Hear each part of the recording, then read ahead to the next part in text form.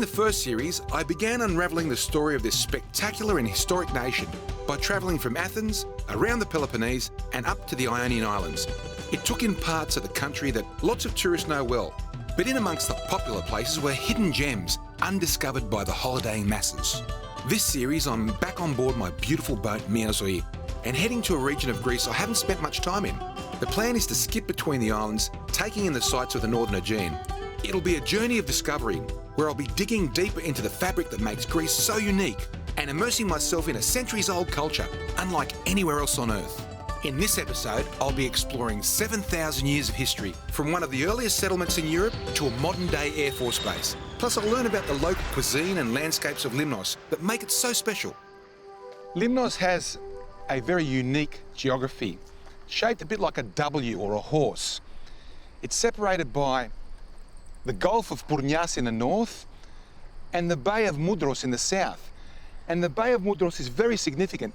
It's one of the largest naturally formed bays in Greece. It also has major ecological significance for the migrating birds. Historically, it's the gathering point for the Allied fleet before the Gallipoli campaign in World War I. But I look at it now and it's serene and beautiful.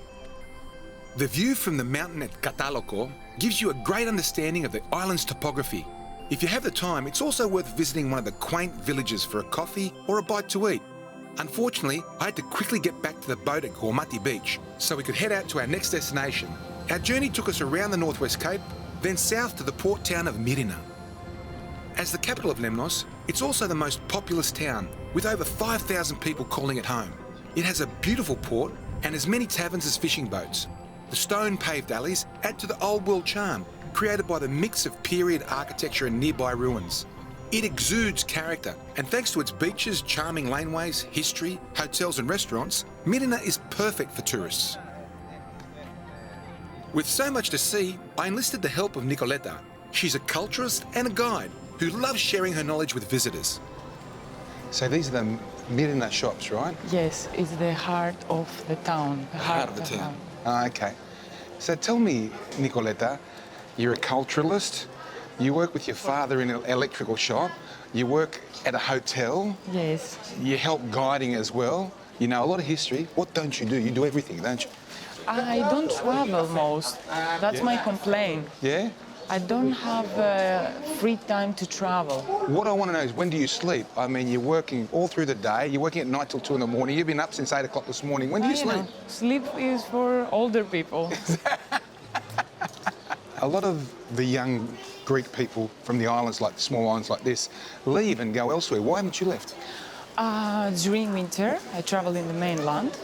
And during summer, I do this job because I like to talk about my beauty of the island. I like to show the beautiful things, how amazing is life in the island. Now, you're selling the island to me now. Come on, don't sell the island to me. Maybe. Come, let's go up to the castle. Let's go.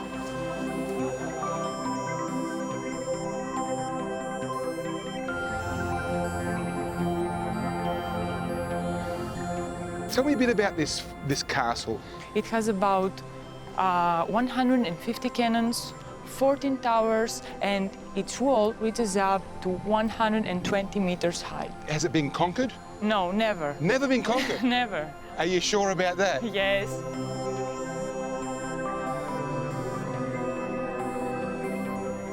This is pretty enormous. I can understand why it was never conquered. Yes, this is one of the two entrances. The main entrance is at the south side, and the second entrance is at the northern side.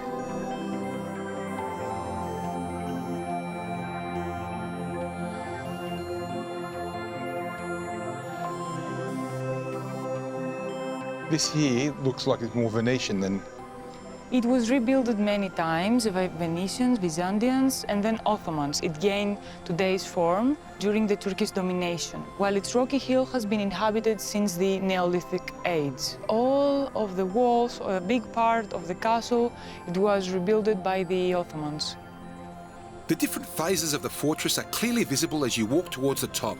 There's the caves from when it was occupied during the Neolithic period, then the various stages of development on top of one another, taking us through Byzantine, Venetian, and finally Ottoman occupation. It spans a huge area and provides views of the harbour, city, and far out to sea. Wow, Nicoletta, I look at the size now. When you talk about 110,000 square metres, now I'm feeling the size of this place. I can see that during war, the whole island would have been protected here. Exactly. They would have all come here. And this is the capital of Limnos, isn't it? Yes. So tell me something, why do they call it Limnos? The first option is that it derives from two ancient words. Lis, which means herd, and Milon, which means sheep, because the island is an agricultural land. And the second version is that derives from an ancient Phoenician word, which means white, because of the impression that gives to the traveler sailing towards the island. The castle stands between the two bays of Myrina. On the north is the Roman shore, which dates back to Byzantine rule when the Greeks, known then as Romans, occupied the area. Then to the south is the Turkish shore, where during Ottoman rule the Turks resided. Joining the two is the Market Street, the heart of the town.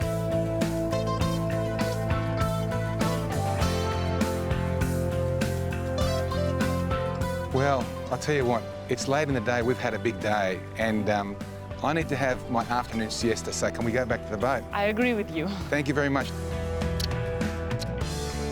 According to legend, there was a period of time when the women of Lemnos neglected the worship of Aphrodite. So to punish them, the goddess gave them a bad body odour. This led to the husbands importing concubines from Thrace. In retaliation, the Limnian women then drugged their men before pushing them from the cliff here at the peninsula of Batassos. The moral of the story is, don't cross the local ladies. The topography here is unlike the majority of Greek islands. Between the mountains there are fertile plains, where crops like wheat, barley and sesame are grown. It's long been a breadbasket of Greece. In fact, Lemnos was Constantinople's granary during Byzantine times. In those days, everything was done by hand. The earth was tilled using beasts, and what today takes a matter of hours would have been several days' toil. Compared to modern crops, the yield would have been relatively small. More efficient farming practices and better seed means a larger harvest. Still today, once the locals have what they need, the remainder is shipped around the country. Naturally, what's grown on an island is going to influence the local cuisine. Here, they make a noodle-like pasta called Flomari, and after an early start and no breakfast, I was starving. So this is the Flomari. This is local to Limnos only? Yes, Right, thin okay. and tasty. And what's this? It's a Melichloro. It's grinded Melichloro. Oh, it's nice. It's a yellow cheese. Wow. Yeah. Okay, let's go. Let's do it, man. What do we do? First, we will boil the Flomari. Let's do that. We already prepared the water, just so. We will put some salt first. Right. And we put the Flomari in. And what we do, we boil it up, do we? Yeah, 10 minutes, it's 10 fine. minutes. They are thin, so it's enough 10 minutes. Fantastic. I'm hungry. Let's make sure it's Yes. less than 10 minutes. Can we I do told that? you. Can we push it along? Quick. Fantastic. An occasional stir between grating the cheeses keeps the pasta separated. Here in Limnos, they make the white Galathaki cheese and the yellow Melichloro. The former of the two makes a base layer in the dish before the Flomari is added on top. Oh yeah, that looks nice. What's this made with?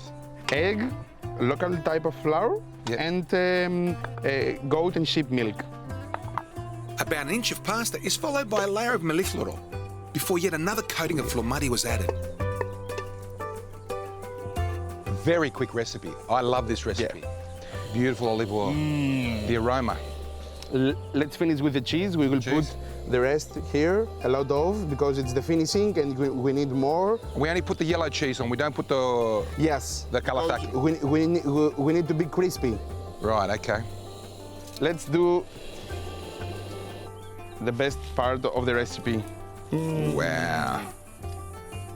And this makes it crispy. Oh, wow. Yeah. Come closer if you want to smell. It's sizzling, and I'll tell you what. Oh, I'm sitting down ready to eat this. I'm in the mood for this, and I'm starved, man. And it's warming up. The cheese is melting now through the pasta Exactly. because the pasta's already hot. Yeah. I can see it's a hard crust now on the surface. I think we are ready. I hope Helen is watching this. Helen, I hope you're watching this. It's important that you make this for me, okay? Can we try it? Oh, of course you Let's can bring a try. plate over. Let's go, let's go, let's go. Oh, yeah. Just give me a fork, mate. I'm starved. Come on. Yeah. That's enough, right? Let's go. Let's go. I'm starved, buddy. Here's your fork. The smell, the aroma, and the way you put it together. And the Melichloro. Oh, hang on.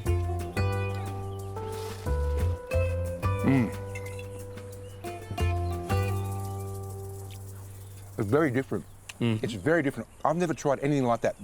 The cheese and the pasta are very different to what I'm used to. Okay. They're very nice. Your grandmother was a gun, mate. Yeah. She was awesome. She goes. Is she still alive? No.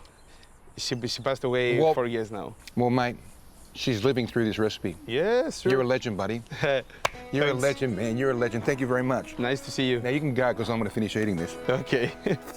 Maybe I should just go straight for that. You know, put my foot that way. Yeah, they can't have any, no? Now you can choose the part you like. Yeah, that's right. That's right.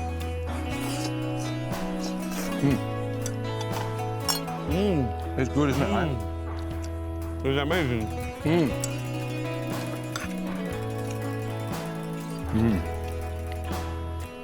I'm getting deep into the Melichloro. Into that kalasaki. Let's go. I think that's an interesting thing. This one piece will make 52 layers. Watch on mobile devices or the big screen. All for free. No subscription required.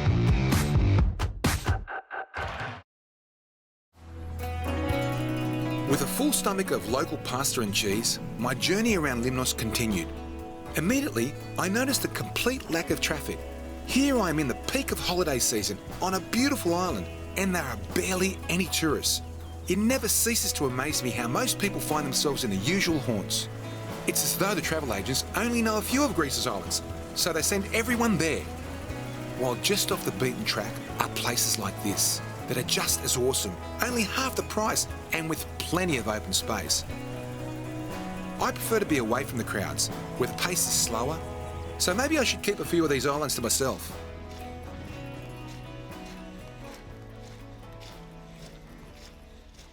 We're here in Aliki, 18,000 square metres of my understanding, the largest inland salt lakes in all of Europe. But more importantly, it's very significant ecologically. It's a migrating path for almost 30 species of bird. Even the flamingo, yes, the flamingo comes here. Almost 5,000 of them in winter. It's absolutely enormous. And have a look at this salt. It's really special. Just underneath it is a bit of water.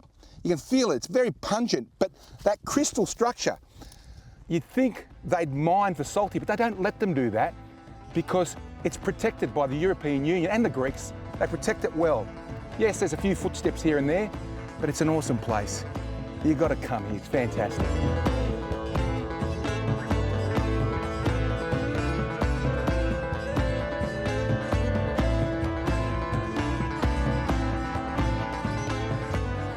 Aliki spans an area of 1,600 acres, with a couple of kilometres of sand dunes separating it from the coast. In winter, the lake fills with water, and with that comes the nesting birds. However, during the summer months, it's quite the contrast, turning into a salt pan with seemingly little life. The salt-crusted earth goes as far as you can see, and a walk across it gives you a feeling of isolation. It's barren, hot and dry. What's more, the glare is like being in the snow on a sunny day, so you definitely need sunglasses. If you do come here, take a selfie and see if anyone can pick where you are. Most will probably think Central Australia or somewhere in Africa. It's hard to imagine Greece has landscapes like this.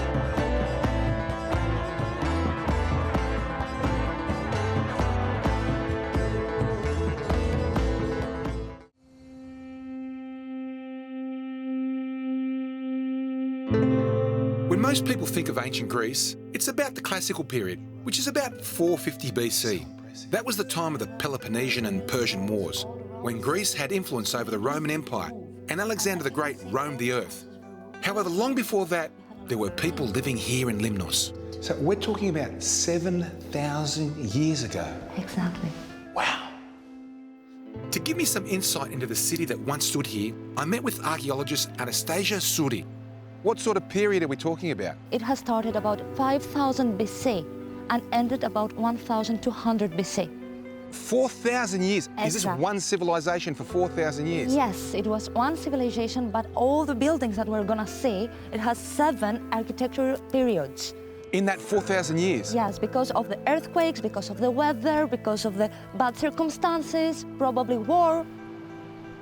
The town was called Poliochni and is believed to be Europe's first city with basic social and civic structure. It prospered because of its safe mooring facilities, and the location made it an excellent trade link between the Aegean and Asia Minor. From here, goods from the Far East and even Africa could find their way into Europe. Its main rival and trading partner was the legendary city of Troy. I can see a town here, the road, it's so clear, and you've got the sea, it's absolutely magnificent, isn't it? Yeah, of course, this is the main road of the city, goes all around the whole city, and from the other side, we cannot see it very clearly right now, but it's the Asia Minor, and actually it's the Troy, that the city that Erikos Liman found. The wealth of Poliochni is most apparent in the ruins of the mansions. The palace-like megarons would have housed the wealthy, who no doubt lived in relative luxury. There are many houses, very small houses, but there were many social studies in this area. We found 3 or probably 4 megaron, where the rich people used to stay. Right, and is this one of them, is it? Of course, 1 room, 2 steps, 2nd room. As you can see, it's very big. I can see this little space here. It looks like a roundabout. Oh, no, it's not. It's a central square of the city. Wow. Yes, you can see, of course, the well. It was also the oven in this area, so they were coming here, and it belongs to the community. They were melting the metals. So this is where it all happened. This is where people congregated. Exactly. So where's the Parliament building now? I'm waiting for the Parliament building. We have to walk just a little bit more. Let's go. Let's go. From above, you can see the order and structure of the city. The scale is awe-inspiring. And of course, this is the most important building in this area. It's the granary. In this area, we found thousands of seeds. So it was very, very important for the community, for the life in the community, especially in the winter. It's amazing. It's huge. So this basically fed this whole community through winter. So they stored it in summer, and in winter they had this granary. It's unbelievable. You can really tell that this was an organised city. Exactly. Wow. But I'd like to show you the most important building in this area. It's the Parliament. It has 2 rows of seats, so all the elders of the community, they used to go in this area to talk about the problems of the community. And also, the reason that we have focused, and we call this the area of the democracy of Limnos, is because from the other side, like we saw before, it was the granary. So 2 public buildings at the same area, close to the main gate. Wow. I mean, I now understand from the depth that we've gone through here. Basically, you've got military, you've got a food source, and you've got politics all together in this community. It's absolutely awesome. I've been to Akrotiri in Santorini, and it's raised up there, but this is the best site I've ever seen. I totally agree with you. Yeah, no, this is absolutely awesome. This may well have been the birthplace of modern urban living. It was remarkable to be standing in Europe's first organised town, where people worked as a community, grew crops, spawned the art of metallurgy, and traded with the known world.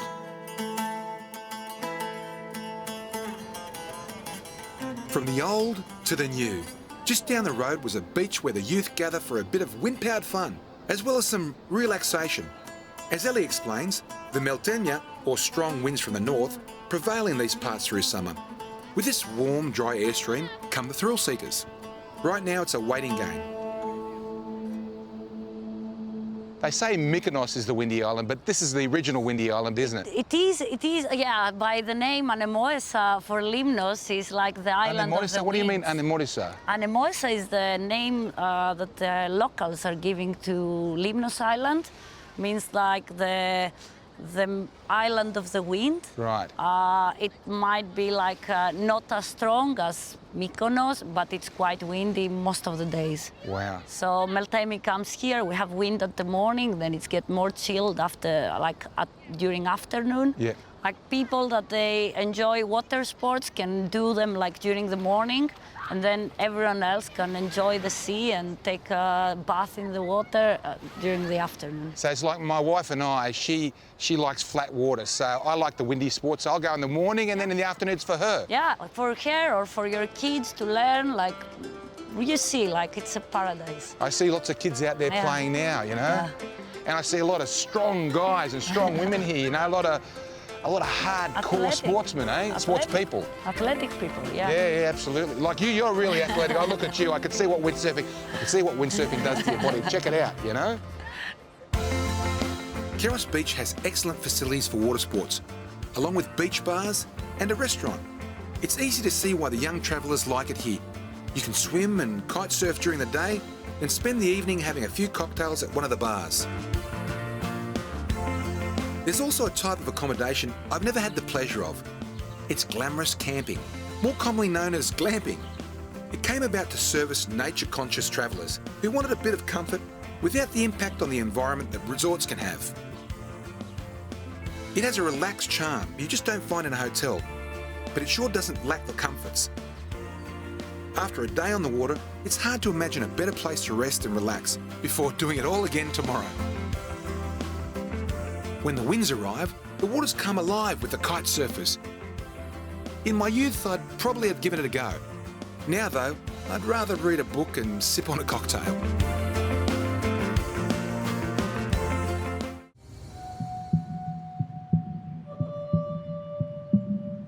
Over the centuries, Greece has had several ruling powers, some more oppressive than others.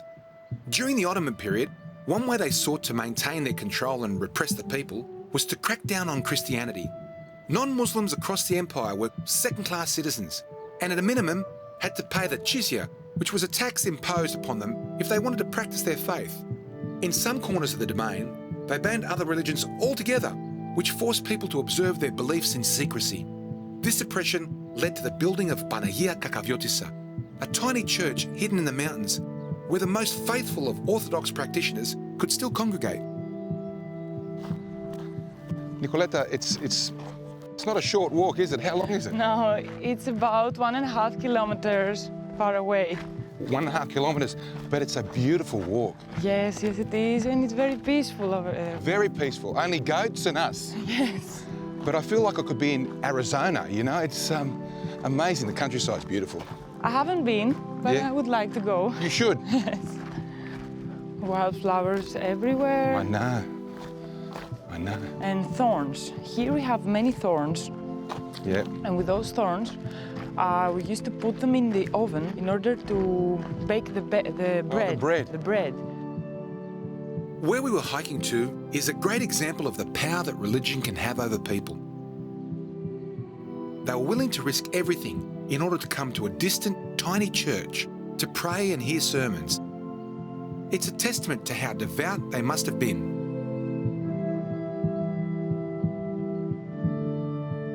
Oh, wow. Nicoletta, this looks absolutely unique. Unique. I don't know if that's enough of a word for it.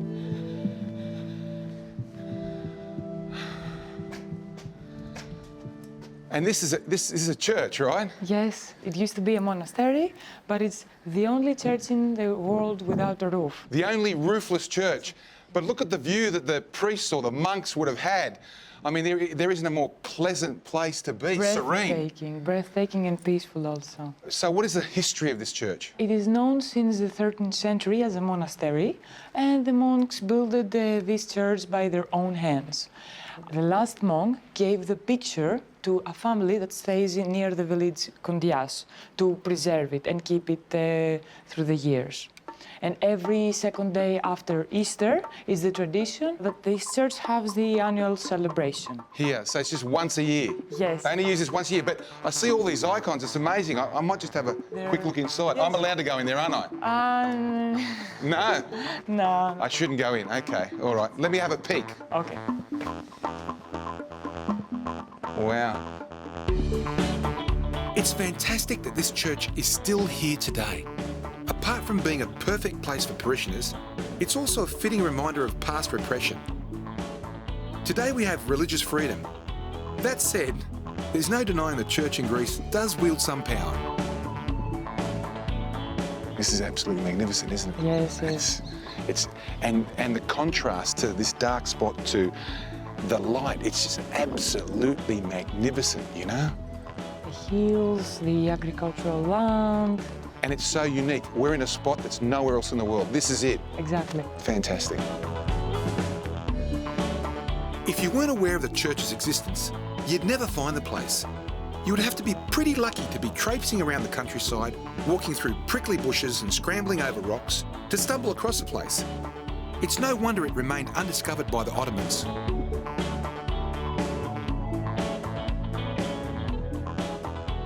From a secluded mountain church to a little-known local cheesemaker, it seems this part of my journey is about discovering hidden gems. Tell me all about this. I see these baskets, I see milk there, I see this crate here. This is not the normal way of making cheese, is it? No. This is the most traditional and oldest way that they were making cheese many years ago. So I don't know, what are you doing right now? What is in here? What are you up to? I have the milk in here, which was in which I have put the yeast before, and now it's the time that I have to cut it off so that I can put it in the small baskets. What sort of milk is that? It's 60% of goat and 40% of sheep. I've never heard that before, where you mix goat's milk with sheep's milk to make cheese. Yes. Is that just local in Limnos, is it? I think it's local in Limnos. And what do you call this cheese? Depending on the way you are preserving it afterwards, the one part is kalathaki and the other is Melichloro. So tell me, what's going to happen now? Now I'm going to take the little basket. The little kalathaki, as we say in Greek. Kalathaki, as we say. And I will put in the cheese. Oh, wow. And I will put it in here. Oh, so it's straining through the basket. That's right, to strain. And the liquid goes down. And the liquid goes into this little thing here. Do you use that again? You can use it, but we give it to the pigs. And tell me then, what happens now that they're full? What do you do? Then they will rest for 1 hour, and in 1 hour I will turn them upside down. How do you do that? What do you do? I will take the cheese, I put it here. So it's hardened by then, sort of hard. That's right. You turn it around. You turn it so that every part of it takes the shape of the kalathaki. Of the basket. Yes. And then you turn it over, do you? I turn it over. And then what do you do after? After an hour about, I put salt. Yep. And then I leave it to rest until next morning. The next day? The next day. And the next day, I take it out of the basket. Yep. And either I put it in a tin with salt water if it's... In a brine solution? Brine solution, if it is for kalathaki. Right. Or I put it in a box in the air. Right. If it is for Melichloro. In my travels through Greece, I've discovered that each island has its own recipe for the production of cheese. There seems to be a competitive posture amongst islanders as to who produces the best. The number of variations is astronomical, from different mixes of goat, sheep, and even cow's milk, to varying curing times and methods. No two cheeses are alike, so the taste buds get a new experience from island to island, sometimes even from village to nearby village. Myrina's Limnian kalathaki cheese was right up there amongst the best I've tasted. It had a strong, vibrant flavour that would be the perfect accompaniment to a dry fig or biscuit and a strong coffee. Delicious is an understatement. It's beautiful. You like it? Yeah, it's absolutely... It's got a bit of a mizitra in it, a little bit of mizitra in it. Yes. Yeah? I'll tell you what, I think I might take Rena home with me, okay? Helen, are you watching? What do I do, you know? She's a great cook. This is awesome stuff. Thank you, Rena. Thank you. Oh, fantastic.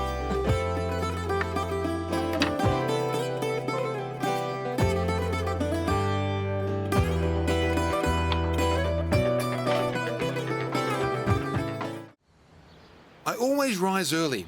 However, today, I set the alarm for 4 a.m. because I had a rendezvous that was planned a year ago. I was spending the day with fighter pilots of the 130th Combat Group. These are the Hellenic Air Force's elite, flying the famous F-16 Falcons. They're on 24-hour alert, ready to move in an instant. To show me around was third in command of this 200-strong airbase, Lieutenant Colonel Yordanis Dan Yanakidis. Wow, Lieutenant Colonel, I've never been this close to a warplane, let alone an F-16. It looks absolutely awesome. F-16 on alert status.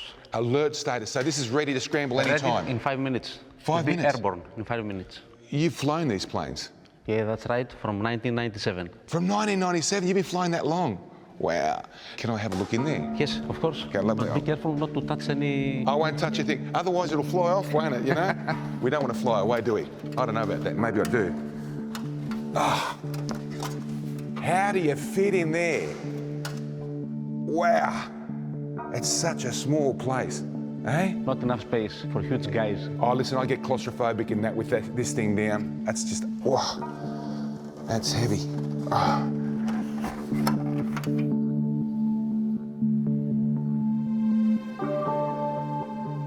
All the fighter jets on the base are fully armed and fueled, ready to go at a moment's notice.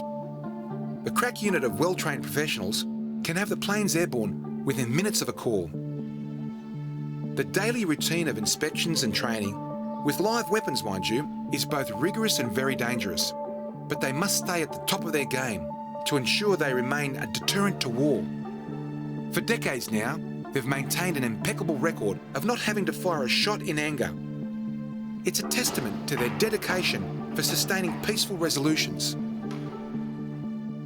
100 metres away from the F-16s is the ready room, where the pilots eat, sleep and wait for the call. Now though, it was a morning briefing that had them on the line. I see, so what are we looking at over there? These are the helmets. The two helmets are for the two guys that are not right now in the duty, me and my colleague Vasilis. Yep. The other stuff are the anti-G suit. So I noticed they're wearing their G suit at the moment. They wear the G suit because you have to spend 1.5 minutes or 2 minutes to wear it because a lot of zips and stuff. Right. So when you're 5 minutes alert, you are already putting this. This is a relaxing environment, but I can understand how you've set it up here. It's a relaxing environment until the phone rings. Until the phone rings. It's the sound is something that wakes you up.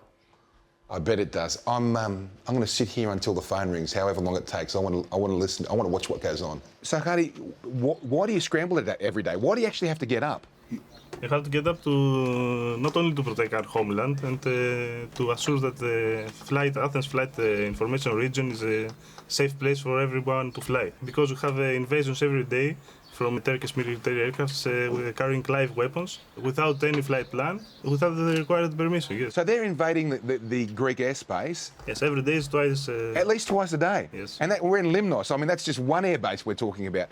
So, do you guys ever invade their airspace? No, it's forbidden for us, and we don't want to provoke and escalate the situation to an incident, for example. How does it feel for you, knowing that this is your last scramble that you'll ever do?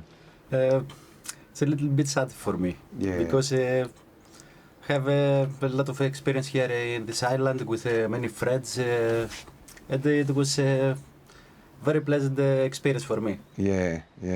And what about you for your first scramble? How do you feel? I'm happy for the first. You're happy, of course you're happy.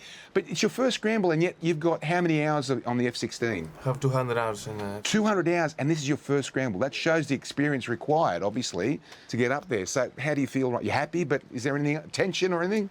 Look, it's in my mind difficult, but I have to be concentrate on this. So I'll be my best.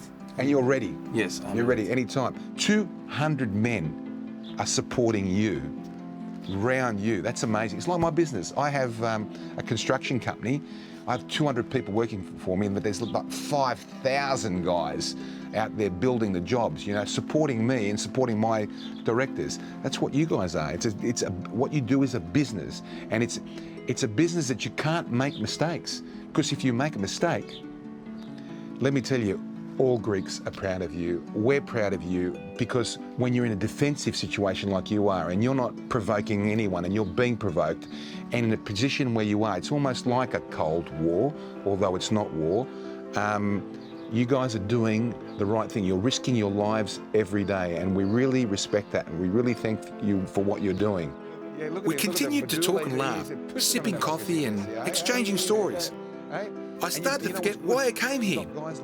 And then the phone rang. Yeah. Oh, sorry. Ναι. Ελήφθη, Scramble. Πάμε, Scramble. What's happening, mate? Sorry, it's a real thing now. Okay. You can see now Panagiotis is taking his vest. Okay. Spanish also. This is a real life scramble.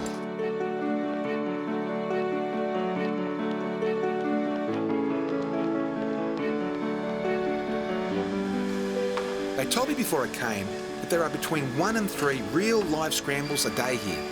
Until now, I didn't believe it. Probably because I couldn't fathom why people would want to frequently commit such incursions into another country's airspace. Only when I saw it happen and could see the looks on their faces did it all sink in.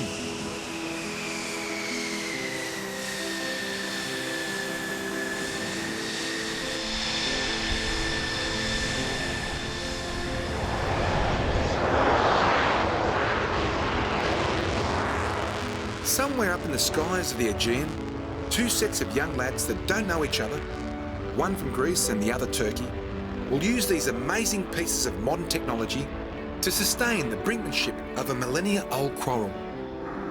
Both these pilots and the young men they face in the air each day are brave and self-sacrificing. Their leaders have forced them into a fight that has no winners. It's a conflict that was woven by decades or even centuries of complex political standoffs. Today, their leaders are trying to unravel that international quagmire. I'm sure these boys and the fellas they go up against hope it happens soon, so their sons and daughters aren't left with this centuries-old legacy. This was a special day for both Panagiotis and I. It was his last scramble before he moves up to flying a desk at headquarters. And for me, it was my first such experience. We shared coffee, life stories, family photos, and the pinnacle of adrenaline rushes, all in a single day. I made a great friend in him and all the boys at the 130th Combat Group. These pilots are just like you and I, down-to-earth family people with one fundamental difference. They risk their lives every day to keep their countrymen safe and their nation at peace.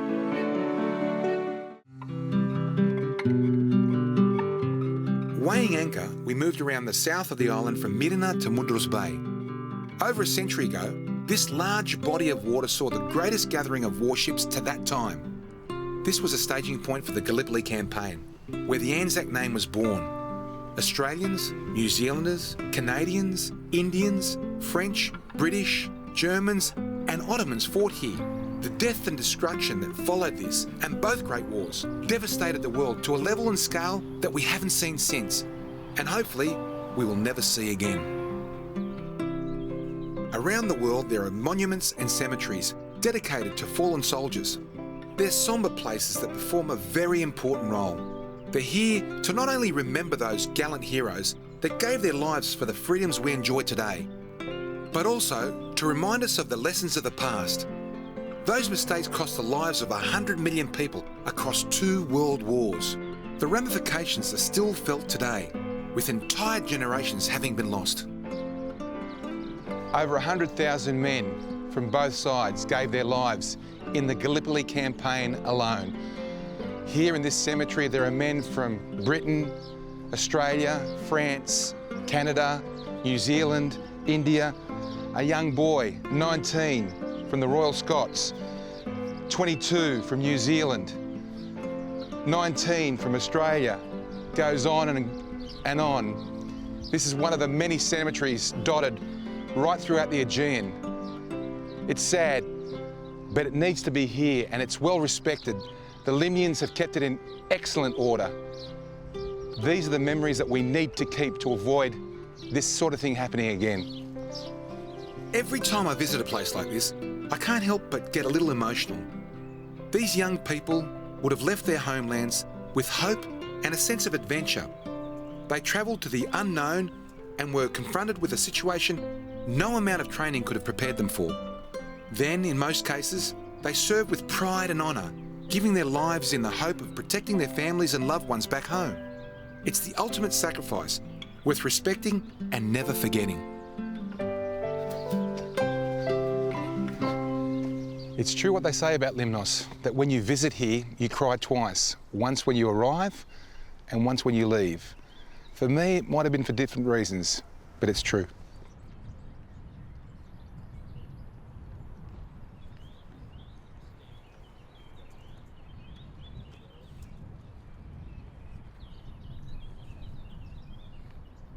Leaving the peace and calm waters of Mudros Bay, we track south for around 50 kilometres to the island of Agios Efstratios. It's a tiny landmass in the middle of nowhere, once known as the Isle of the Punished, because through the middle of the 20th century it was used as a prison camp. That's awesome. He's whacking the octopus to tenderise it. This is our day off. We shouldn't be filming. My researchers told me not to come here, but I came, just to step foot on that island, one of those 227. I'm going to have dinner at this taverna up here tonight. I'll tell you what it's like later. Tourists don't know anything about this place. It's not in any travel guides or brochures. Regardless, the meal at the tavern was not only fresh and homely, but the atmosphere inspired you to join tables with your unknown neighbours. This unconditional, friendly nature of the place is at the heart of what I love about Greek island living. They're not pretentious, and they have no expectations of you. Most folk just want to know a little bit about your story and what brings you to their quiet corner of the world. I don't think this island could be any more Greek. Nothing's written in English. There's no tourists. It's the only Greek island without tourists. Agios Efstratios. Had an earthquake here in 1968, ruined the whole island, but they've slowly built it up to a population of about 150 people. Everybody's a local here, very quiet. The harbour's beautiful, only harbour you can actually swim in. If you want to come to a place that has nothing except for quiet and everybody's going to leave you alone, this is the place to come, I think. One thing you'll discover on these tiny islands is that the locals have a real passion for their home. Once they get to know you a little, they'll tell you where the best restaurants are, how to find the hidden beaches, or who to chat to if you want to learn some of the island's history. That small-town pride and sharing attitude is really refreshing.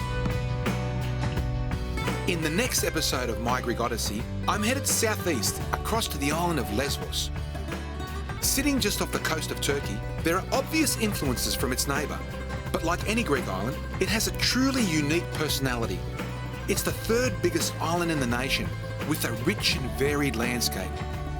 And as you'll see, it's a beautiful place with loads of history and wildlife, both above and below the water.